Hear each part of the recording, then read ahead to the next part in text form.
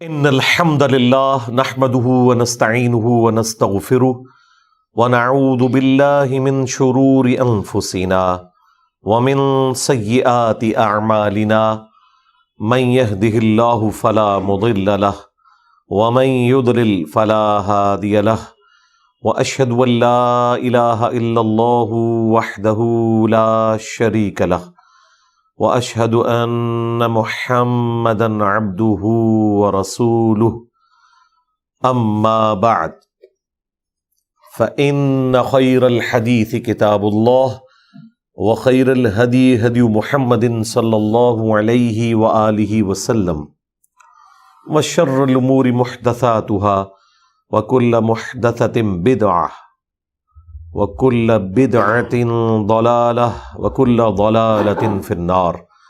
اعوذ بالله السميع العليم من الشيطان الرجيم من همزه ونفخه ونفثه. بسم الله الرحمن الرحيم. رب اشرح لي صدري ويسر لي امري واحلل عقدة من لساني يفقهوا قولي. بسم الله الرحمن الرحيم. ان الله وملائكته يصلون على النبي يا ايها الذين آمنوا صلوا عليه وسلموا تسليما. اللهم صل على محمد وعلى آل محمد كما صليت على إبراهيم وعلى آل إبراهيم إنك حميد مجيد. اللهم بارك على محمد وعلى آل محمد كما باركت على إبراهيم وعلى آل إبراهيم إنك حميد مجيد. اللهم ربنا آتنا في الدنيا حسنة وفي الآخرة حسنة وقنا عذاب النار. ربنا آتنا من لدنك رحمة وهيئ لنا من أمرنا رشدا. يا حي يا قيوم برحمتك أستغيث ولا حول ولا قوة إلا بالله العلي العظيم. آمین. الحمدللہ آج 27 اگست 2023 کو سنڈے کے دن ہماری یہ قرآن کلاس نمبر 159 کی اسٹوڈیو ریکارڈنگ ہونے جا رہی ہے. آج انشاءاللہ تعالی ہم سورہ یوسف کی آیت نمبر 9 سے آنورڈ سٹارٹ لیں گے. پچھلی دفعہ آیت نمبر 8 کے اوپر کنکلوڈ ہوا تھا کہ یوسف علیہ السلام کے بھائیوں نے آپس میں یہ مشورہ کیا کہ ہمارے جو ابا جان ہیں وہ یوسف اور اس کے بھائی کے معاملے میں زیادہ محبت والا رویہ رکھتے ہیں، بلکہ ان کی محبت میں ڈوب چکے ہیں. ان ابانا لفی ضلال مبین. اور میں نے اس لفظ کے اوپر بھی بحث کی تھی کہ یہ ضلال مبین سے مراد یہاں کھلی گمراہی نہیں ہے بلکہ محبت میں ڈوب جانا ہے. اب اگلی آیت جو ہے آپ دیکھ رہے ہیں کہ یہ سٹارٹ ہو رہی ہے پچھلے لفظ کے ساتھ. تو آیت نمبر 8 کا جو آخری لفظ ہے مبین قتلوا یوسف، یوں کر کے پڑھا جائے گا اگر ہم آیت کو اگلی آیت سے ملائیں گے. اور یہ چھوٹی سی نون اس لیے پڑھی ہے کہ پریفریبل یہی ہے کہ اسے ملا کر پڑھا جائے، لیکن آیت کے اوپر اگر وقف کریں گے تو پھر اگلی آیت جب سٹارٹ کریں گے تو پھر یہ چھوٹی نون نہیں پڑھی جائے گی کہ اگر کوئی شخص اگلی آیت نمبر 9 پڑھے تو اسے یہ پڑھے نقتلوا یوسف تو یہ غلط ہوگا. یہ نون کا تعلق لفظ مبین کے ساتھ تھا، وہ تنوین تھا اور وہ اگلے لفظ سے ملے گا تو نون چھوٹی ڈالی جاتی ہے تاکہ جن لوگوں کو عربی سے ناواقفیت ہے تو وہ اسے ملا کر پڑھیں. سورۃ الملک کے سٹارٹ میں بھی اس طریقے سے ایک چھوٹی سی نون بھی آتی ہے. جب آپ وقف کریں گے تو اگلی آیت کو پھر حالت رفع میں سٹارٹ کریں گے. اقتلوا یوسف، کہ انہوں نے آپس میں مشورہ کیا کہ قتل کر ڈالو یوسف کو. تو یہ میں نے آپ کو فرق بتایا. اعوذ باللہ من الشیطان الرجیم. بسم اللہ الرحمن الرحیم. اقتلوا یوسف، یا تو یوسف کو قتل کر دو، او اطرحوہ، یا اسے پھینک آؤ، ارضا یخلو لکم وجہ ابیکم، کسی ایسی سرزمین میں کہ وہ تنہا ہو جائے تمہارے باپ کے رخ سے، یعنی ان کی توجہ سے ہٹ جائے، وَتَكُونُوا مِن بَعْدِهِ قَوْمًا صَالِحِينَ، اور اس کے بعد تم پھر توبہ کر کے نیک قوم بن جانا۔ پتہ تو ان کو بھی تھا یہ کتنا غلط کام کرنے جا رہے ہیں کہ ایک بیٹے کو اس کے باپ سے جدا کر رہے ہیں، چھوٹی عمر کا ہے، ہارڈلی 10-12 سال عمر ہے، اس نے جو تکلیف کاٹنی ہے وہ تو کاٹنی ہے، اس کے باپ نے جو تکلیف کاٹنی ہے وہ بھی کتنی تکلیف دہ چیز ہے کہ جب وہ باپ آپ کا بھی باپ ہے اور ماں باپ کے ساتھ حسن سلوک کا قرآن میں حکم ہے، انبیاء کرام کی تعلیمات میں حکم ہے، تو دل کو تسلی انہوں نے اس اعتبار سے دی کہ ٹھیک ہے بعد میں ہم توبہ کر لیں گے، معافی ہو جائے گی۔ یعنی یہ وہی مینٹالٹی ہے جو آج بھی اسی طریقے سے منوان ایگزسٹ کرتی ہے کہ جان بوجھ کر گناہ کرو بعد میں معافی مانگ لینا۔ تو یہ انتہائی بڑا جرم ہے اللہ تعالیٰ کے نزدیک کہ کوئی شخص توبہ کی امید کے اوپر جان بوجھ کر گناہ کرے۔ ایک تو یہ ہے کہ نفس سے مغلوب ہو کر کوئی معاملہ کر لیا، ارادہ نہیں تھا، کسی کو تکلیف دینا مقصود نہیں تھا، تو اس کی توبہ تو سمجھ میں آتی ہے، لیکن جان بوجھ کے گناہ کرنا اور اس بڑے لیول کا گناہ کرنا، پھر اس پہ کہنا کہ توبہ کر لیں گے تو معافی ہو جائے گی، تو وہ معافی ہوئی کوئی نہیں ہے۔ آج تک برادران یوسف کی مثال دی جاتی ہے، اگرچہ اینڈ پہ یوسف علیہ السلام نے انہیں معاف بھی کر دیا، لیکن جو انہوں نے ایک غلطی کمائی تھی وہ ہمیشہ کے لیے ایک ضرب المثل بن گئی۔ قال قائل منہم، تو یہ جب مشورہ لوگ کر رہے تھے تو انہی میں سے، ان کے بھائیوں میں سے ایک شخص نے، کہنے والے نے کہا انہی میں سے، لا تقتلوا یوسف، کہ مت قتل کرو یوسف کو، وَأَلْقُوهُ فِي غَيَابَتِ الْجُبِّ، اسے پھینک دو کسی گہرے کنویں کے اندر، يَلْتَقِطْهُ بَعْضُ السَّيَّارَةِ إِن كُنتُمْ فَاعِلِينَ، تاکہ کوئی راہ چلتا ہوا مسافر، کوئی قافلہ گزرے تو وہ اسے اپنے ساتھ لے جائے، اگر تم نے کچھ کرنا ہے تو یہ کام کرو۔ اور ظاہر ہے کہ وہ انڈرسٹوڈ تھا کہ قافلے راستے میں ایسے کنوؤں سے پانی بھرا کرتے تھے، ریگستانی سفر کے اندر بالخصوص پانی کی اویلیبلٹی کو انشور کرنا یہ ضروری ہوتا ہے، تو ایسے کنویں میں اسے ڈال دیتے ہیں جہاں لوگ پانی کے لیے رکیں، اور پھر جب وہ ڈول ڈالیں گے تو یوسف بھی نکل آئے گا اور یوں اس کو وہ ساتھ لے جائیں گے۔ یہ تو ان کا پلان تھا۔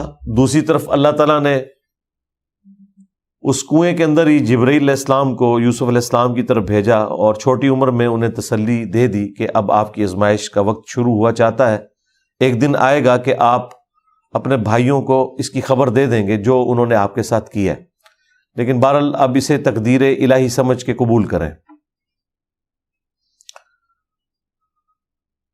اب یہ پورا پلان انہوں نے کر لیا، اور اس پلان کی ایگزیکیوشن کا سٹارٹ ظاہر ہے کہ والد کی اجازت سے ہونا تھا، تو اب یہ سب کے سب اکٹھے ہو کر آئے اپنے باپ کے پاس، سیدنا یعقوب علیہ السلام کے پاس۔ قالوا یا ابانا ما لک لا تأمنا علی یوسف، انہوں نے کہا کہ اے ابا جان کیا ہوا ہے کہ آپ یوسف کے بارے میں ہم پر اعتبار ہی نہیں کرتے؟ وَإِنَّا لَهُ لَنَاصِحُونَ، جبکہ ہم تو اس کے بڑے خیر خواہ ہیں، ہمارے بارے میں آپ بدگمانی نہ کریں۔ اب دیکھیں پورا پلان پھر جھوٹ کا ایک سلسلہ شروع ہے، اور کس طریقے سے یہ ایک سازش تیار ہو رہی ہے۔ ارسلہ معنا، آپ اسے ہمارے ساتھ بھیجیے، غدا، کل کے دن، یرتع ویلعب، وہ خوب کھائے پیے ہمارے ساتھ اور کھیلے کودے، وَإِنَّا لَهُ لَحَافِظُونَ، اور بے شک ہم اس کے نگہبان ہیں۔ تو اب یوسف علیہ السلام کے والد جو تھے یعقوب علیہ السلام، انہیں تو پہلے ہی پتا تھا کہ یہ حسد کرتے ہیں، تو کوئی نہ کوئی ایسا معاملہ اس کے ساتھ نہ کریں، اور جو ایک چانس تھے کہ یہ کر سکتے ہیں، ظاہر ہے انہوں نے اسے ایکسیڈنٹل قتل ہی بتانا تھا نا، یہ تو نہیں کہنا تھا کہ ہم نے اسے مار دیا، اور یہ بھی نہیں کہہ سکتے تھے کہ وہ گم گیا، ورنہ تو پھر ان کو کہا جاتا کہ جاؤ ڈھونڈ کے لاؤ۔ تو انہوں نے کہا کہ ہم اس ساری پاسبلٹیز کو ختم کر دیں گے اور کہیں گے کہ بھیڑیا کھا گیا۔ تو یوسف علیہ السلام کے والد کو یہ اندازہ تھا کہ زیادہ سے زیادہ یہ والا معاملہ وہ کر سکتے ہیں، اس لیے انہوں نے بھی ان کا اندازہ درست نکلا۔ ہمارے لوگ جب یہ آیات پڑھتے ہیں تو اس میں سے علم غیب نکال رہے ہوتے ہیں کہ نبی کو پہلے ہی پتہ چل گیا کہ وہ بھیڑیا کھا جائے گا اسے، حالانکہ اگلی آیات میں جب انہوں نے آ کے بہانہ کیا ہے تو انہوں نے کہا کہ میں صبر کروں گا اس معاملے میں، اور باقی معاملات اس طریقے سے چلے۔ یہ ایسا نہیں ہوتا کہ ہر معاملے میں اللہ تعالیٰ کو غیبی خبر دے، جب چاہے اللہ تعالیٰ غیبی خبر دے دیتا ہے۔ اینڈ پہ جا کے آپ دیکھیں گے کہ یوسف علیہ السلام کی طرف سے جب قاصد آیا تو انہوں نے کہا میں یوسف کی خوشبو محسوس کر رہا ہوں۔ تو اگر پیغمبر وقت اپنے بیٹے کی خوشبو محسوس کر سکتا تھا تو انہیں اس وقت بھی خوشبو محسوس کر کے بتانا چاہیے تھا کہ تم مجھ سے جھوٹ بول رہے ہو، فلاں کنویں کے اندر وہ ہے اور مجھے خوشبو آ رہی ہے۔ اس وقت اللہ نے نہیں ان پہ ایکسپوز کیا یہ معاملہ۔ تو علم غیب کا عقیدہ یہ ہے کہ جب اللہ چاہتا ہے اس وقت دکھا دیتا ہے، سنوا دیتا ہے، یا خوشبو سونگھا دیتا ہے، اور جب نہیں چاہتا نہیں ہوتا۔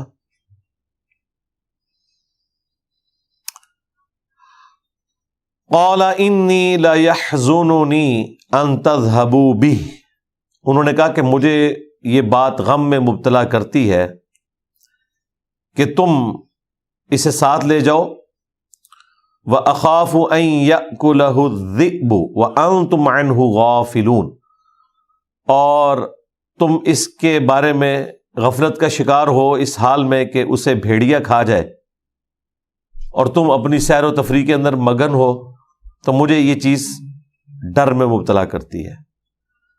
اب دیکھیں کتنی ڈھٹائی ہے کہ جو اندیشہ تھا وہی بہانہ بھی آگے انہوں نے لگایا ہے، اور کوئی بہانہ بھی نہیں تھا۔ قالوا لئن اکلہ الذئب ونحن عصبہ، انہوں نے کہا کہ اگر کھا جائے ہمارے بھائی کو بھیڑیا جبکہ ہم ایک مضبوط جماعت ہیں، انا اذا لخاسرون، تو پھر ہم تو بڑے ہی خسارہ والے ہیں۔ یعنی یہ انہوں نے اپنی طاقت کا اظہار کیا کہ اتنے لگے لتھے ہیں سی کہ 10 بھرا اور ساڑھے بھرا نو بھیڑیا کوئی کھا جائے، ایسے کیسے ہو سکتا ہے؟ فلما ذهبوا به، پھر جب وہ بڑے اصرار کے ساتھ اپنے باپ سے مانگ کر اپنے بھائی کو لے گئے، وَأَجْمَعُوا، اور سب کے سب جمع ہو گئے، أَن يَجْعَلُوهُ فِي غَيَابَةِ الْجُبِّ، کہ اسے ہم گہرے کنویں میں ڈال دیں گے۔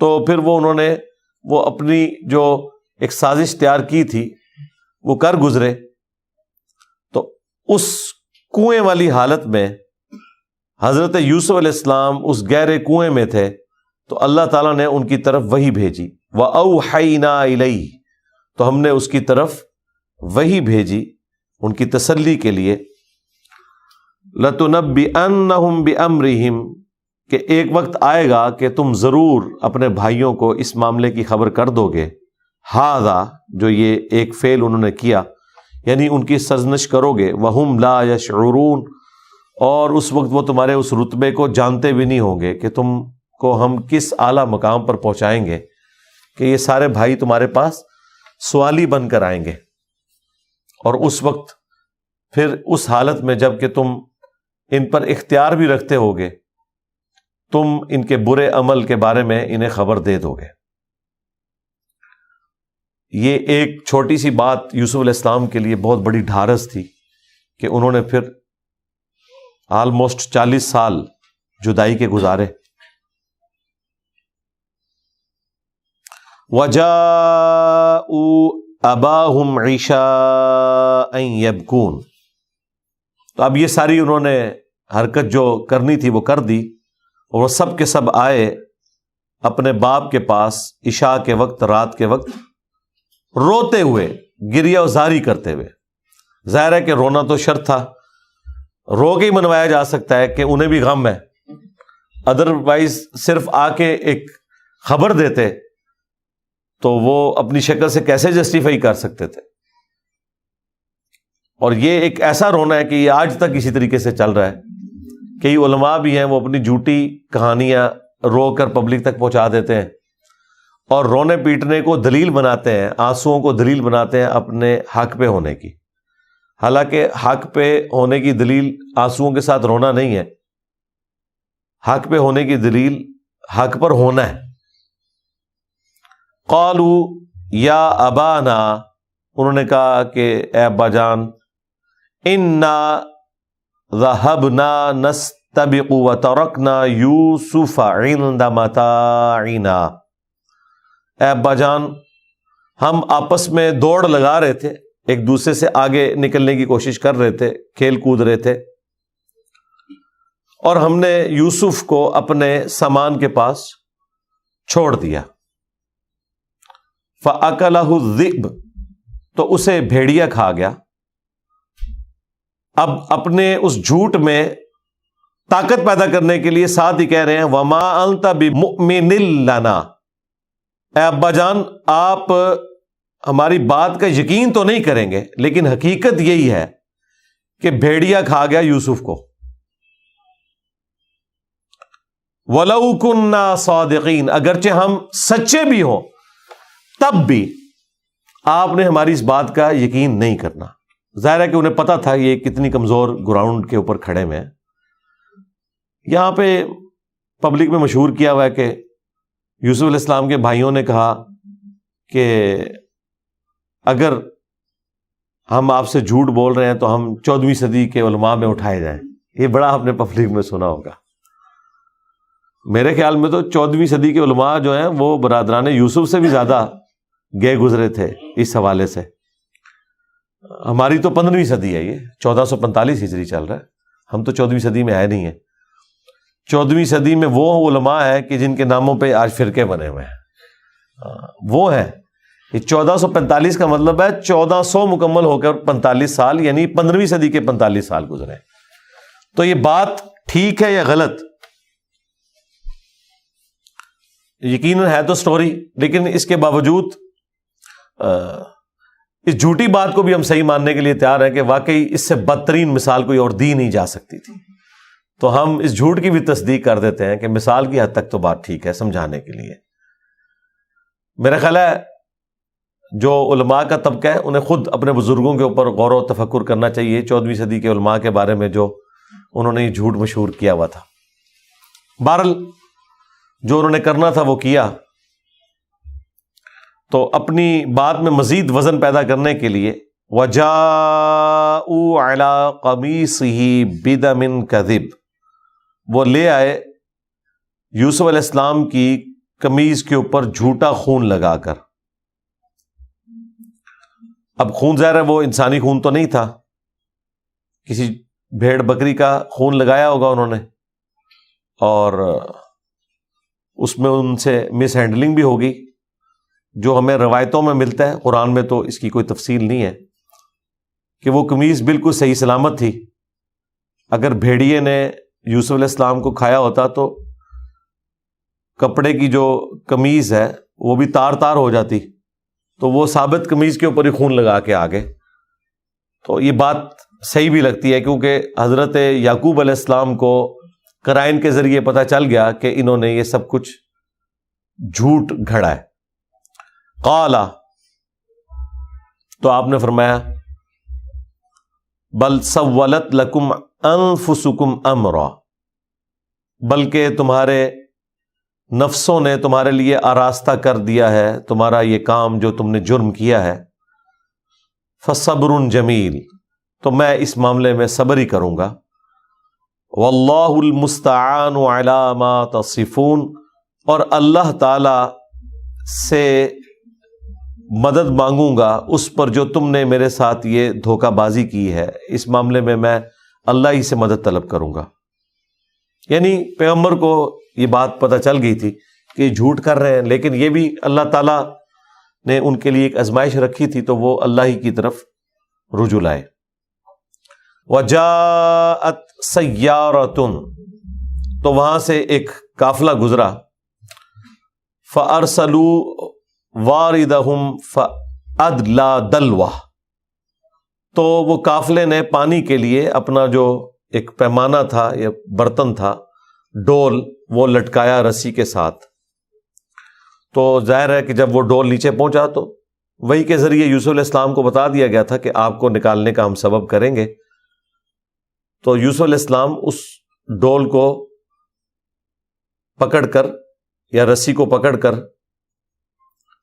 باہر نکل آئے، کیونکہ وہ اندھیرا کنواں تھا، اتنا نظر تو نیچے کوئی لائٹنگ وغیرہ والا معاملہ تو نہیں تھا۔ انہوں نے تو سمجھا ہوگا پانی اس میں آ گیا ہے یا اتنا وزنی کیوں ہے، انہوں نے تو کھینچا اور رسی مضبوط تھی، وہ بچے کا وزن بھی اس نے سہار لیا۔ تو جب وہ باہر نکالا تو قال یا بشرا ھذا غلام، انہوں نے کہا وہ خوشخبری، یہ تو ہمیں ایک اتنا خوبصورت بچہ مل گیا ہے۔ اور ظاہر ہے کہ وہاں پہ ایک غلامی والا سسٹم تو چل ہی رہا تھا، اور پلس یہ ہے کہ ان کو ایک خوبصورت غلام مل گیا جس کی قیمت بھی اچھی لگ سکتی تھی۔ وَأَسَرُّوهُ بِضَاعَةٍ، تو انہوں نے چھپا دیا اسے متاع گراں سمجھتے ہوئے۔ وَاللَّهُ عَلِيمٌ بِمَا يَعْمَلُونَ، اور وہ خوب جو کچھ کر رہے تھے، خوب اللہ تعالیٰ جاننے والا تھا کہ وہ کیا کر رہے تھے۔ وَشَرَوْهُ بِثَمَنٍ بَخْسٍ دَرَاهِمَ مَعْدُودَةٍ، تو انہوں نے بیچ ڈالا یوسف کو حقیر سی قیمت کے عوض۔ وَكَانُوا فِيهِ مِنَ الزَّاهِدِينَ، اور وہ اسی معاملے میں زاہد ہو گئے، اور انہوں نے اس کو غنیمت سمجھتے ہوئے قبول کر لیا۔ ظاہر ہے مفت کا مال تھا، تو جتنی بھی قیمت مل جائے وہ اس کے اوپر راضی ہو گئے۔ اچھا، قرآن کے اس اسلوب سے تو یہی لگ رہا ہے کہ یہاں پہ چند حقیر داموں کے عوض جو بیچنے کا ذکر ہے وہ اس قافلے کا ہے کہ جس قافلے نے ان کو نکالا اور مصر میں جا کے بیچ دیا۔ ایران والوں نے جو فلم بنائی ہے اس میں انہوں نے اس معاملے کو پلٹایا ہے ان کے بھائیوں کی طرف، کہ بھائیوں نے اس کنویں کو انڈر آبزرویشن رکھا ہوا تھا، اور جب وہ نکلا تو انہوں نے کلیم کیا کہ یہ ہمارا غلام بھاگ کر آیا ہے، اور آپ نے اگر اس کو رکھنا ہے تو تھوڑے سے پیسے ہمیں دیں اور اس کو لے جائیں۔ واللہ عالم، قرآن سے تو ایسی کوئی بات پتہ نہیں چل رہی، اور اگر وہ والا معاملہ بھی کر لیا جائے تب بھی کوئی اس کے کوئی خلاف والا معاملہ اس طریقے سے ہوتا نہیں ہے۔ وَقَالَ الَّذِي اشْتَرَاهُ مِن مِصْرَ، تو کہا اس شخص نے جس نے یوسف علیہ السلام کو خریدا تھا اہل مصر میں سے، لِامْرَأَتِهِ، اپنی بیوی سے اس نے کہا، اکرمی مثواہ، کہ اسے خوب عزت اور اکرام کے ساتھ ٹھہراؤ۔ وہ عزیز مصر تھا، یعنی جو بادشاہ تھا مصر کا، اس کا آپ سمجھ لیں اسسٹنٹ، سیکنڈ، جو اس کا وزیر تھا۔ آج کل تو وزیر اعظم جو ہے وہ چیف ایگزیکٹو ہوتا ہے نا، اس زمانے میں بادشاہ کا ایک وزیر ہوتا تھا جو سب کچھ دیکھتا تھا، وہ عزیز مصر کہلاتا تھا۔ اس نے خریدا اسے، اور اس نے اپنی بیوی کو کہا کہ اسے ٹھہراؤ اپنے پاس۔ عسیٰ ان ینفعنا، قریب ہے کہ یہ ہمیں کوئی نفع پہنچائے، کیونکہ شکل تو غلاموں والی نہیں تھی، اور جو بیچ رہے تھے انہوں نے بھی یہ بتایا کہ لکھنا پڑھنا بھی جانتا ہے، تو ایک غلاموں سے ہٹ کے ہے، تو ہو سکتا ہے ان قریب ہمیں یہ کوئی فائدہ پہنچائے۔ او نتخذہ ولدا، یا ہم اسے اپنا بیٹا ہی بنا لیں۔ اور بیٹا وہ بنانے کے لیے اس لیے تیار تھے کہ اس کی شکل کوئی غلاموں والی نہیں تھی، ورنہ یہ حبشی غلام ہی عموماً انہی کا ہی کاروبار ہوا کرتا تھا، تو اس کے اوپر کوئی ٹونٹ بھی نہیں ان کو کر سکتا تھا کہ اس کی تو شکل ہی غلاموں والی ہے۔ تو انہوں نے دونوں آپشن رکھے۔ اس سے یہی لگتا ہے کہ وہ بے اولاد تھے، اسی لیے اس نے اپنی بیوی سے کہا کہ ایک تو ہمارے کام کاج کر دے گا، ہمیں فائدہ پہنچائے گا، نہ بھی ہوا ایٹ لیسٹ ہم یہ ہے کہ اس کو بیٹا بنا لیں گے. وَكَذَلِكَ مَكَّنَّا لِيُوسُفَ فِي الْأَرْضِ، اور یوں ہم نے، اللہ تعالیٰ فرماتا ہے، یوسف علیہ السلام کو زمین میں اپنی حکمت سے ایک تمکن اختیار فرمایا ان کے حق میں، کہ انہیں ہم نے ایک ایسی جگہ کے اوپر فائز کر دیا کہ جہاں وہ ایکسپیرینس بھی گین کر سکتے تھے، ان کی رہائش کا بندوبست بھی ہو گیا. سب سے بڑے وزیر کے گھر میں رہنا تو ظاہر ہے کہ وہ بھلے کوئی بچی کچی خوراک ہو لیکن ایک اچھی خوراک، اور پھر وہاں پہ جتنی میٹنگز ہوتی تھیں اس میں وہ کھانا سرو کرتے تھے، اور یوں ان کا انٹریکشن بھی باقی وزراء سے رہتا تھا. سیکھ گئے یہ ساری کی ساری چیزیں، اللہ تعالیٰ نے انہیں زمین میں ایک تمکن اختیار کر دیا. وَلِنُعَلِّمَهُ مِن تَأْوِيلِ الْأَحَادِيثِ، تاکہ ہم انہیں سکھا دیں بات کی گہرائی کا علم. یہ بھی ہو سکتا ہے ترجمہ، اور بعض لوگوں نے اس کا خوابوں کی تعبیر کا ترجمہ کر دیا، حالانکہ خواب کا تو یہاں پہ کوئی ذکر نہیں ہے. معاملہ فہمی سکھا دیں. ظاہر ہے کہ جب اتنے ایکسپیرینس لوگوں میں رہے گا، سب سے بڑی سویلائزیشن تھی اس وقت، کہاں بدو لوگ شام کے رہنے والے اور کہاں مصر کے لوگ، تو ان کے لیے ایک علم سیکھنے کا بھی ذریعہ ہو جائے گا.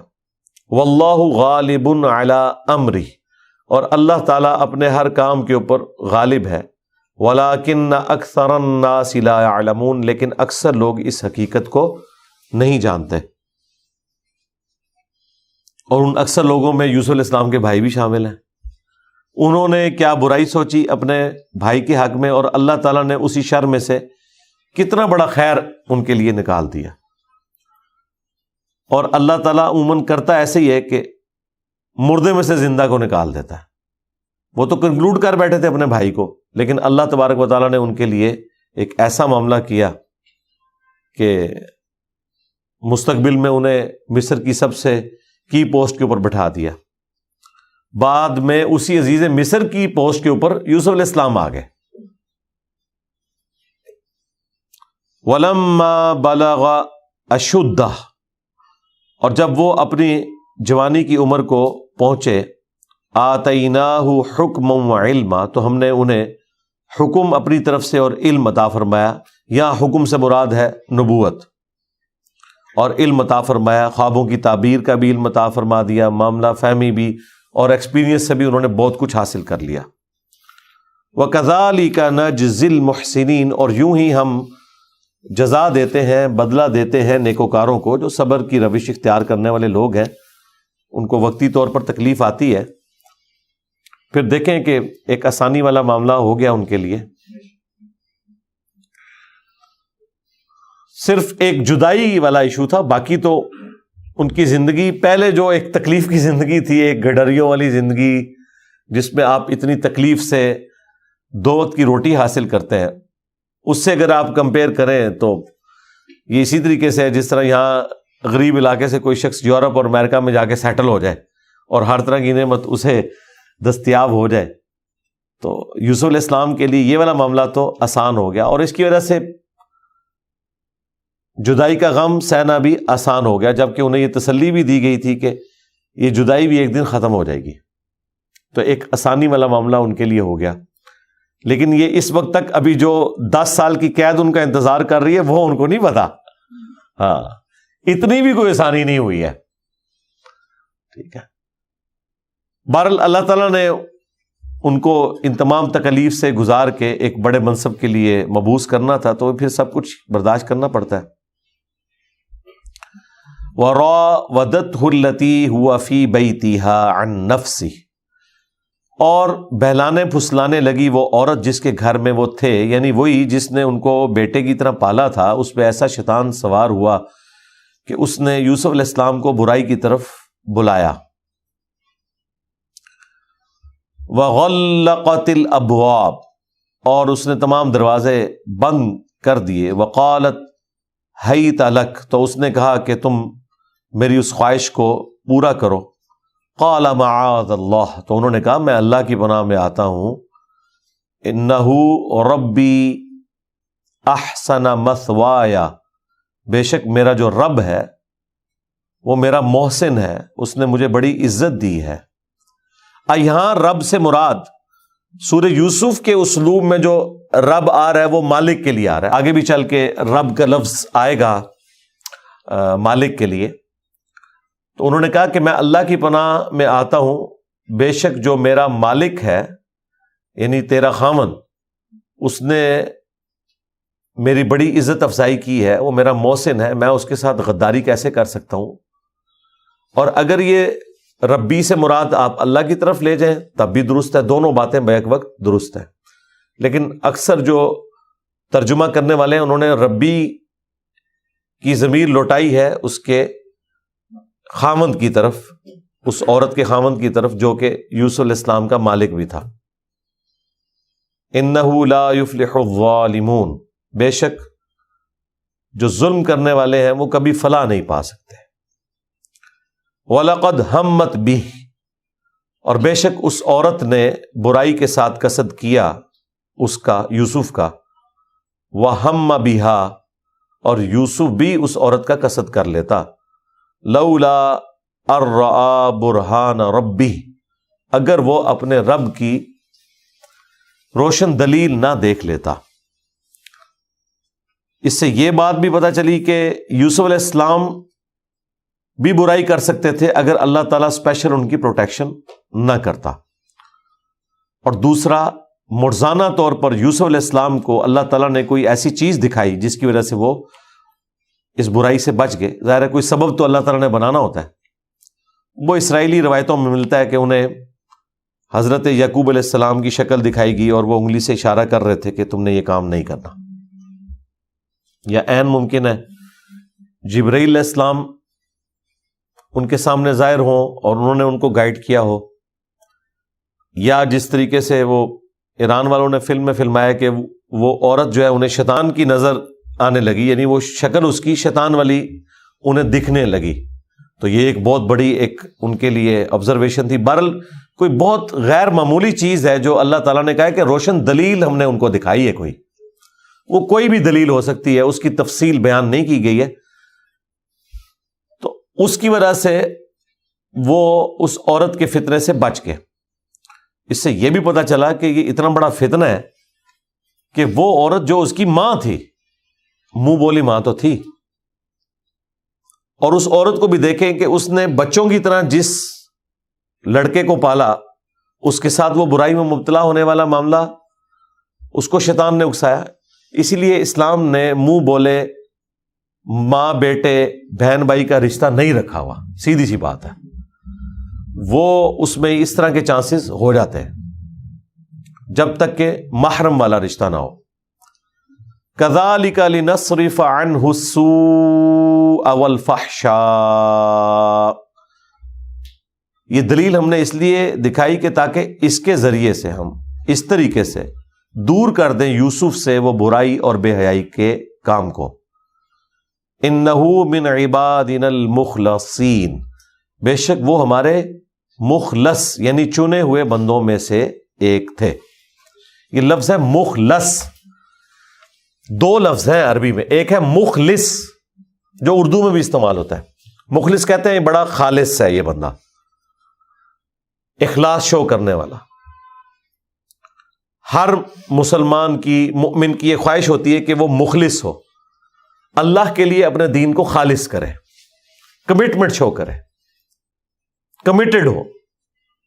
لیکن انبیاء ہوتے ہیں مخلص، اس سے بھی اعلیٰ درجے کی ڈگری کہ وہ تو اللہ کے لیے کمیٹڈ ہیں ہی ہیں، اللہ انہیں اپنے لیے چن لیتا ہے، تو وہ زبر کے ساتھ بولا جاتا ہے مخلص۔ یہ زبر اور زیر سے زمین و آسمان کا فرق ہو جاتا ہے۔ مخلص، رب کے لیے اپنے آپ کو خالص کرنے والا۔ مخلص، جس سے اللہ اپنے لیے خود خالص کر لے، یہ تو اعلیٰ ترین درجہ ہے، انبیاء تو مخلص ہوتے ہیں۔ مرشد، رشد و ہدایت دینے والا۔ مرشد، جس کو رشد و ہدایت دی جائے، یعنی وہ پیسو کا یہ ایک سیگا آپ سمجھ لیں۔ نبی صلی اللہ علیہ وآلہ وسلم ہمارے مرشد ہیں اور ہم نبی کے مرشد ہیں. ہمیں انہوں نے ہدایت دی اور وہ ہمارے ہادی ہیں. اب یہ مرشد اور مرشد کا اتنا فرق ہے. پنجابی میں تو چل جاتا ہے مرشدہ دیدار وے باہو، وہ مرشد کہہ رہے ہوتے ہیں، لفظ مرشد ہے. اس طریقے سے نبی علیہ السلام کے لیے بھی یہ نعرے جب لگاتے ہیں سیدی مرشدی، یہ لفظ مرشدی بولا جائے گا، مرشدی نہیں بولا جائے گا. لیکن یہ کیا بولتے ہیں؟ سیدی مرشدی. ہاں، جن کو ہم نے ہدایت دی ہوئی ہے، نعوذ باللہ، یہ الٹ ترجمہ ہو جاتا ہے. تو پھر جواب میں وہ کہتے ہیں یا نبی یا نبی. اس کے جواب میں ہونا چاہیے امتی امتی. تو نعرہ ہی غلط بنایا ہوا ہے، یا نعرہ درست تھا، اس کی پروننسیشن انہوں نے غلط کر دی. سیدی مرشدی، سید کے نیچے بھی زیر اور مرشد کے نیچے بھی زیر، تو یہ مخلص اور مخلص. واستبق الباب، اور دونوں دوڑ پڑے دروازے کی طرف. وقدت قمیصہ من دبر، اور اس عورت نے ان کے پیچھے بھاگتے ہوئے جب انہیں پکڑنے کی کوشش کی تو پیچھے سے ان کا کرتا پھٹ گیا، وہ پھاڑ ڈالا. وَأَلْفَيَا سَيِّدَهَا لَدَى الْبَابِ، اور بس اسی حالت میں دروازے کے پاس اس کا خامند عورت کا آ گیا. اب چور تو اس کا پکڑا گیا. تو اس سے پہلے کہ یوسف علیہ السلام اس کی بیوی کی شکایت اسے کرتے، ظاہر ہے ان کا کریکٹر تو تھا اپنے مالک کے سامنے، تو ان کی بات بھی سنی جاتی. لیکن اس کی عورت نے جھوٹا بہانہ کیا، اور کس طرح اس نے الفاظ استعمال کیے. قالت ما جزاء من اراد باہلک سوءا الا، اس نے کہا کہ بتاؤ جو تمہاری گھر والی کے ساتھ برائی کا ارادہ رکھتا ہو اس کی سزا یا بدلہ. جزا جب نیگیٹو معنوں میں لیا جائے گا تو وہ پھر بدلے کے معنوں میں ہوگا، اور اگر پازیٹو معنوں میں ہو تو انعام کے معنوں میں. عربی میں دونوں کے لیے جزا کا لفظ، تو اس کا بدلہ یا سزا سوائے اس کے کیا ہوگی؟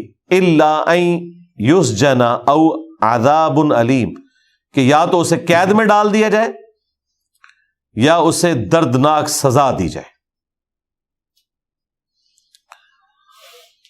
اب اس نے تو اپنا مقدمہ پہلے سامنے رکھ دیا. بہرحال وہ شریف انسان تھا، اس نے صرف اپنی بیوی کی بات کے اوپر اکتفا نہیں کیا، یوسف علیہ السلام کی بات بھی سنی.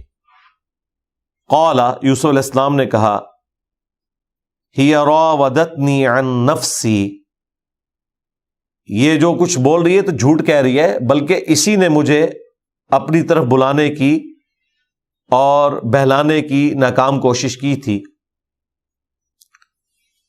تو انہوں نے بس اتنا مختصر جملہ بولا کہ یہ جھوٹ بول رہی ہے، اس نے کوشش کی. تو اللہ تعالیٰ نے غیبی مدد کی یوسف علیہ السلام کی. وَشَهِدَ شَاهِدٌ مِّنْ أَهْلِهَا، تو ایک گواہ نے جو کہ اس عورت کے رشتہ داروں میں سے تھا. خامند کے رشتہ داروں میں سے ہوتا تو عورت نے کہاں ماننا تھا. تو بائی چانس وہاں پہ کوئی اسی عورت کا قریبی رشتہ دار تھا جو کہ حمایتی تھا اس عورت کا. ان رشتہ داروں میں سے ایک رشتہ دار موجود تھا. اللہ تعالیٰ نے کوئی ایسا غیبی معاملہ کیا تو وہ بول اٹھا. اس نے ایک علمی بات کی جو بالکل منطقی تھی کہ یہ طریقہ ہے جج کرنے کا. اس زمانے میں تو سی سی ٹی وی کیمرہ نہیں ہوتے تھے اور باقی معاملات اس طریقے سے تو نہیں ہوتے تھے کہ کوئی کاؤنٹر ویریفیکیشن کی جا سکے. ایران والوں نے ویسے فلم کے اندر یہ فلمایا کہ وہ کوئی ایک شیرخوار بچہ تھا، نیو بورن بیبی تھا جو بول بھی نہیں سکتا تھا. تو وہ بول اٹھا اور اس نے یہ بات کی جو اگلی بات رپورٹ ہوئی ہے. اللہ کی قدرت سے یہ بعید نہیں ہے، لیکن یہ اتنی غیر معمولی بات تھی کہ قرآن میں رپورٹ ہونی چاہیے تھی معجزے کے طور پر. کہ شیر خوارگی میں بچہ بولا ہے، جس طرح کہ عیسیٰ علیہ السلام ماں کی گود میں بولے ہیں، تو اللہ تعالیٰ نے اسے رپورٹ کیا ہے کہ یہ ایک غیر معمولی ایک واقعہ ہے جو قانون قدرت کو توڑنے والا ہے، معجزہ ہے، تو یہ بھی معجزہ ہونا تھا۔ اور دوسری بات یہ ہے کہ اگر اس طرح کا کوئی واقعہ ہوا ہوتا تو یہ ایک اتنا غیر معمولی واقعہ تھا کہ اس کے بعد تو وہاں لوگوں کو سمجھ لینا چاہیے تھا کہ یوسف علیہ السلام کوئی عام انسان نہیں ہے، اور وہیں سے ان کی دعوت کا آغاز بھی ہو جاتا۔ سب سے پہلے تو عزیز مصر ان کا کلمہ پڑھ کے مسلمان ہو جاتا، تو ایسی کوئی بات رپورٹ نہیں ہوئی۔ اس سے لگتا ہی ہے کہ وہ کوئی سیانہ آدمی تھا، سمجھدار، کوئی سینئر آدمی تھا جس کے پاس عقل و دانش تھی، اور اس نے مشورہ دیا اپنا۔ اس نے کہا کہ ان کان قمیصہ قد من قبل، کہ اگر تو یوسف علیہ السلام کی قمیض آگے سے پھٹی ہوئی ہے تو پھر تو یوسف علیہ السلام مجرم ہے، کیونکہ عین ممکن ہے کہ ان کی ہاتھا پائی ہوئی ہو تو عورت اپنی عزت بچانے کی خاطر سامنے سے ظاہر ہے اس کی قمیض پکڑے گی اور پھاڑ دے گی، یہ لاجیکل چیز تھی۔ فصدقت وہو من الکاذبین، تو پھر وہ عورت جو ہے وہ سچ کہہ رہی ہے اور یوسف جو ہے وہ جھوٹوں میں ہے اگر وہ یہ بات کر رہا ہے۔ وَإِن كَانَ قَمِيصُهُ قُدَّ مِن دُبُرٍ، اور اگر قمیض پیچھے سے پھٹی ہوئی ہے تو یہ تو پھر سیدھا اشارہ ہے کہ یوسف نے بھاگنے کی کوشش کیا اور اس عورت نے اسے اپنی طرف کھینچا ہے۔ یہ لاجیکل بھی ہے کہ اسی قسم کا ہی کوئی معاملہ فٹ ان بیٹھتا ہے۔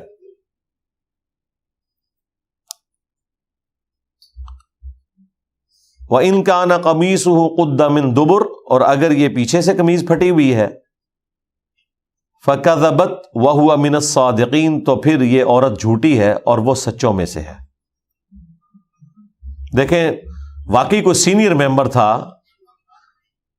کہ جس نے سٹارٹ یوسف علیہ السلام کو جھوٹا کہنے سے کیا ہے۔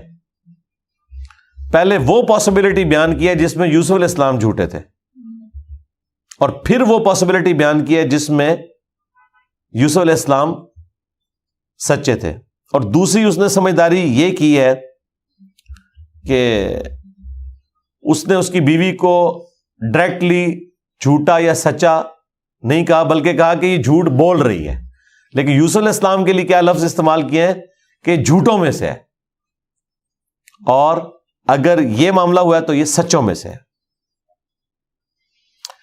فَلَمَّا رَأَىٰ قَمِيصَهُ، پس جب عزیز مصر نے اس کی قمیض کو دیکھا، قُدَّ مِن دُبُرٍ، کہ وہ پیچھے سے پھٹی ہوئی تھی، قَالَ إِنَّهُ مِن كَيْدِكُنَّ، تو اسے سمجھ آ گئی، سمجھدار تھا، ہٹ دھرم نہیں تھا، اس نے اپنی بیوی کی سائیڈ بھی نہیں لی، سچائی کے لیے کھڑا ہوا۔ ظاہر ہے کہ یہ اتنی بڑی بڑی سلطنتیں انصاف کے اوپر ہی چل رہی تھیں، بے دینی کے باوجود انصاف اور عدل کی وجہ سے ہی تو کامیاب تھیں۔ تو جب اس نے دیکھا کہ قمیض پیچھے سے پھٹی ہے تو قال انہ من کیدکن، کہ یہ تم عورتوں کا ہی فریب ہے، ان کیدکن عظیم، اور بے شک تم عورتوں کا مکر و فریب انتہائی خطرناک ہوتا ہے۔ وہی یعنی فوراً اپنے آپ کو مظلوم ثابت کرنا، آنسو نکل آنا، اپنی بات میں وزن پیدا کرنے کے لیے چیخو پکار کرنا شروع کر دینا، بہانے بنانا شروع کر دینا، تو یہ عورتوں کی ایک اللہ تعالیٰ نے خوبی، میں کہوں گا کہ خامی نہیں کہوں گا، خامی تو آخرت کے پوائنٹ آف ویو سے ہے، دنیا میں تو ایک خوبی ہے کہ وہ اپنی بات میں سچا ہونے کے لیے اس طرح کے راستہ اختیار کر لیتی ہیں۔ دیکھیں وہ کہہ رہے ہیں کہ ان کیدکن عظیم، بے شک تم عورتوں کی جو فریب کارانہ چالیں جو ہیں وہ بڑی پہنچی ہوئی چالیں ہوتی ہیں۔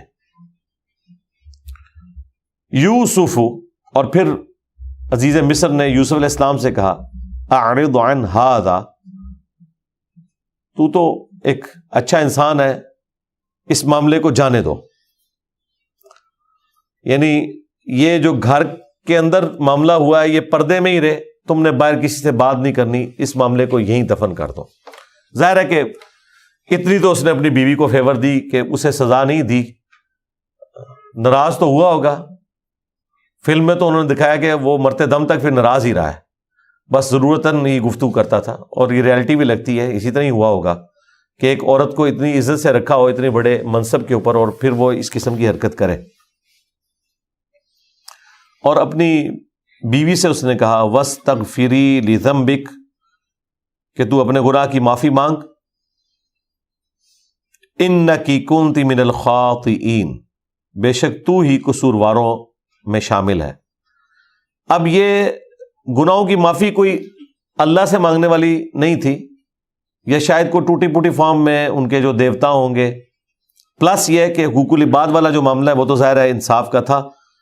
عین ممکن ہے اس نے یہ کہا ہو کہ تم یوسف سے معافی مانگو اپنے اس گناہ کی جو تم نے الزام لگایا. اب یہ معاملہ تو گھر کے اندر ہوا، لیکن خبر لیک ہو گئی، جس طرح آج کل ویڈیوز لیک ہو جاتی ہیں. اور وہ خبر کس طرح لیک ہوئی ہوگی؟ یقیناً یوسف علیہ السلام نے تو نہیں کی، اور عزیز مصر نے بھی نہیں کی ہوگی، اور اس عورت نے بھی نہیں کی ہوگی، کیونکہ باہر سے لوگوں نے پھر باتیں کرنی تھی کہ یہ اپنے غلام کے ساتھ اس طرح کا معاملہ کر رہی ہے، یہ بھی ایک گالی پڑھنی تھی اس کو. تو گھر میں جو کام کرنے والی ہیں ان کے ذریعے خبر لیک ہو گئی. ظاہر ہے وہ گھر کے اندر سنتی ہیں، اور پھر وہ خبر جو لیک کرتی ہیں نا، جس کو بھی بتاتی ہیں ساتھ کہتی ہیں کہ اگے نہیں دسنا. ہاں، اور یوں کرتے کرتے خبر پھیل گئی، اور یہی سین انہوں نے فلمایا اس میں، اور یقیناً یہی فٹ ان بیٹھتا ہے. وقال نسوۃ فی المدینہ، اور کہنے لگیں اس شہر کی عورتیں، امرأۃ العزیز، جو عزیز مصر کی بیوی ہے، تراود فتاها عن نفسی، وہ تو اپنے نوجوان غلام کو اپنے نفس کے لیے ورگلانا چاہتی تھی. اور یہ وہ ٹونٹ کے طور پہ بات کر رہی ہیں کہ دیکھو کتنی گئی گزری ہے کہ اس نے یہ برائی والا جو معاملہ ہے وہ بھی اپنے غلام کے ساتھ کیا ہے. قد شغفها حبا، بے شک غلام کی محبت اس کے دل میں گھر کر گئی ہے. انا لنراها فی ضلال مبین، یہ تو بالکل ہی گئی گزری ہے، گمراہی میں ڈوب چکی ہے. اب یہاں پہ گمراہی میں ڈوبنا یہ نہیں ہے کہ وہ اسے کوئی گناہ کے طور پر، یعنی ایک ہماری جو نارمز چل رہی ہیں معاشرے کی اس کے اعتبار سے تو مطلب اتنی گئی گزری ہے یہ ان معنوں میں ہے. اب ظاہر ہے عورتوں کی چالیں تو پھر ہیں نا، اب دیکھیں نا وہ عورت کیسی چال چلتی ہے ان کے ساتھ. فلما، پس جب، سمعت بمکرہن، اس قسم کی مکرانہ جو باتیں تھیں وہ سنی اس عورت نے کہ اچھا یہ میری وکیلیاں کر دی بھی ہیں، پنجابی میں کہتے ہیں میری غیبت کر رہی ہیں. ارسلت الیہن، تو اس نے سب کی طرف پیغام بھیجا. وَأَعْتَدَتْ لَهُنَّ مُتَّكَأً، اور اس نے ان کے لیے ایک باقاعدہ مسندیں ارینج کی، کوئی آپ سمجھ لیں کوئی ڈنر پارٹی یا کوئی لنچ ارینج کیا. اس زمانے میں یہ معاملات ہوتے تھے، اور ظاہر ہے کہ اس میں اس نے عام مصر کی عورتیں تو نہیں بلائی ہیں، جو حکومتی لیول کے جو چھوٹے وزیر تھے ان کی بیویوں کو اس نے مدعو کیا، صوبائی وزیر یا وفاقی وزیر. تو ان کے لیے اس نے مسند تیار کی. وَآتَتْ كُلَّ وَاحِدَةٍ مِّنْهُنَّ سِكِّينًا، اور ان میں سے ہر ایک کو اس نے ایک چھری دے دی. وَقَالَتِ اخْرُجْ عَلَيْهِنْ، اور پھر یوسف کو کہا کہ ان عورتوں کے سامنے آؤ. اس سے یہ لگتا ہے کہ ان کا آنا جانا باہر نہیں تھا، بڑے بڑے محل تھے، تو انہوں نے اس کو اندر ہی سارا کچھ پرورش والا معاملہ کیا، اور یہی انہوں نے ویڈیو میں دکھایا. وہ تو پورے پورے سٹیز آباد تھے، تو عورتوں کو یہ نہیں پتا تھا کہ وہ کتنے خوبصورت ہیں، یوسف علیہ السلام کا جو حسن ہے. تو اس محفل کے اندر یوسف علیہ السلام کو بلایا. ظاہر ہے غلام تھے، انہوں نے آرڈر تو قبول کرنا تھا. فلما رأینہ، تو جب انہوں نے دیکھا یوسف علیہ السلام کی طرف. ظاہر ہے کہ اللہ کے پیغمبر بھی تھے, خوبصورت بھی تھے, پھر ان کے ایک چہرے کی وجاہت تھی. اکبرناہ, تو انہوں نے اس کو بہت بڑا خیال کیا. وقطعنا ایدیہن, اور بس اسی کشمکش میں انہوں نے اپنی انگلیاں کاٹ لیں, یعنی زخمی کر لی. یہ نہیں ہے کہ انگلیاں کاٹ دی ہیں, یہ نہیں. اور ظاہر ہے کہ قرآن پاک مختصر بات کر رہا ہے, اس میں فلنگ دی بلینکس ہم کر سکتے ہیں. جو ہمیں روایتوں سے پتہ چلتا ہے کہ وہ سیب دیے, کھانے کے لیے پیش کیے, اور چھریاں ان کے ہاتھوں میں دی. بس عین اس لمحے میں جب وہ سیب کاٹ رہی تھی, کاٹنے کے دوران ظاہر وہ چھلکا اتار رہی ہوں گی. یوسف علیہ السلام جب آئے تو ان کی طرف متوجہ ہوئیں وہ عورتیں, تو وہ کاٹتے ہوئے اس میں ایسی متوجہ ہوئیں کہ ان کے ہاتھوں کا بھی کوئی پورشن کٹ گیا. جس طرح ہمارے ڈاکٹر سار صاحب استاد کہا کرتے تھے کہ عین ممکن ہے کہ کسی عورت کا ہاتھ زخمی ہوا اور یوسف علیہ السلام چونکہ غلام تھے, وہ اس کی مرہم پٹی کرنے کے لیے اس کے قریب ہوئے ہوں, تو باقی عورتوں نے جان بوجھ کے ہی وہ اپنے ہاتھ تھوڑے تھوڑے کاٹ لیے ہوں توجہ حاصل کرنے کے لیے. جس طرح گھر میں بھی بچوں سے بھی ایسا معاملہ ہو جاتا ہے, اگر کسی بچے سے دوسرے بچے کو زخم لگ جائے تو وہ اپنے آپ کو تھوڑا بہت زخم لگا لیتا ہے مظلوم بننے کے لیے, یا کوئی ایسی ایکٹیویٹی پرفارم کرتا ہے. بہرحال کچھ بھی ہوا, ایک ایکسٹراڈنری واقعہ تھا, باقیوں کے بھی ہاتھ زخمی ہو گئے. وَقُلْنَا حَاشَ لِلَّهِ, تو وہ تعجب میں انہوں نے کہا کہ سبحان اللہ, اللہ پاک ہے. ما ھذا بشرا, یہ تو انسان نہیں لگتا. ان ھذا الا ملک کریم, یہ تو نہیں مگر کوئی بہت معزز فرشتہ. یہاں جو اللہ کا لفظ آیا ہے یا فرشتے کا ذکر ہے, اس سے مراد قطعاً یہ نہیں کہ وہ اللہ میں یا فرشتوں میں ماننے والے تھے. جو ایک محاورتاً باتیں چل رہی ہوتی تھی نا, جس طرح ہم دیکھیں ہمارے ریلیجن میں کہیں دیوتا کا کانسیپٹ نہیں ہے, لیکن یہاں پر بھی جب صحافی حضرات گفتگو کرتے ہیں تو کسی پولیٹیکل لیڈر کا ذکر کرتے ہوئے جب وہ اپنے آپ کو بڑا سمجھتا ہے تو کہتے ہیں جی یہ تو دیوتا بن رہا ہے, یہ تو مہاتما ہے. حالانکہ یہ کانسیپٹ تو ہمارے ریلیجن میں نہیں ہے, لیکن چونکہ محاورتاً چیزیں چل رہی ہوتی ہیں. اسی طریقے سے زمینی خدا, یہ ٹرم بھی بولی جاتی ہے طاقتور لوگوں کے لیے. تو اس طرح کی جو مثالیں دی جاتی ہیں وہ محاورتاً بسا اوقات دوسرے مذاہب کے لوگوں سے بھی اس زبان میں آ گئی ہوتی ہیں, کیونکہ یہاں پر کوئی ایسی ہمیں تفصیلات نہیں ملتی کہ وہ خدا کے ماننے والے تھے یا نہیں تھے.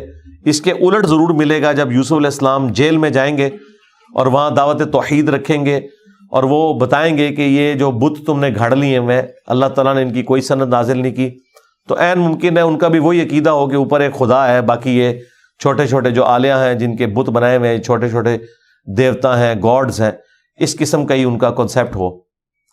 تو اس کانسیپٹ میں بڑے خدا کو اللہ کہا جائے اور آسمانی کوئی مخلوق ہے اس کے لیے فرشتے کی ٹرم ہو, تو اس اعتبار سے چل رہی ہو. بہرحال توحید وہاں اس فارم میں موجود نہیں تھی, وہ وہی بت پرستی کے عقائد و نظریات تھے جو اگلی قوموں میں ایگزسٹ کرتے تھے, اور اللہ تعالیٰ پیغمبروں کے ذریعے ان کی تطہیر کرتا تھا. تو ایتھیسٹ نہیں تھے, خدا میں بلیو کرنے والے تھے وہ. بہرحال وہ ٹوٹی پوٹی فارم میں ایک توحید کا ایک معاملہ چل رہا تھا. تو انہوں نے کہا کہ یہ تو انسان لگتا ہی نہیں ہے, یہ تو ایک مقرب فرشتہ ہے. قالت, اب تو موقع مل گیا عزیز مصر کی بیوی کو جس کا نام زلیخا رپورٹ ہوا ہے تورات کے اندر. فَذَلِكُنَّ الَّذِي لُمْتُنَّنِي فِيهِ, یہ ہے وہ جس کے بارے میں تم مجھے ملامت کر رہی تھی. تو دیکھ لو تمہاری حالت کیا ہوئی ہے کہ ایک دفعہ دیکھا ہے تو تمہارے ساتھ ایسا معاملہ ہو گیا, اور میرے تو یہ گھر میں رہتا ہے.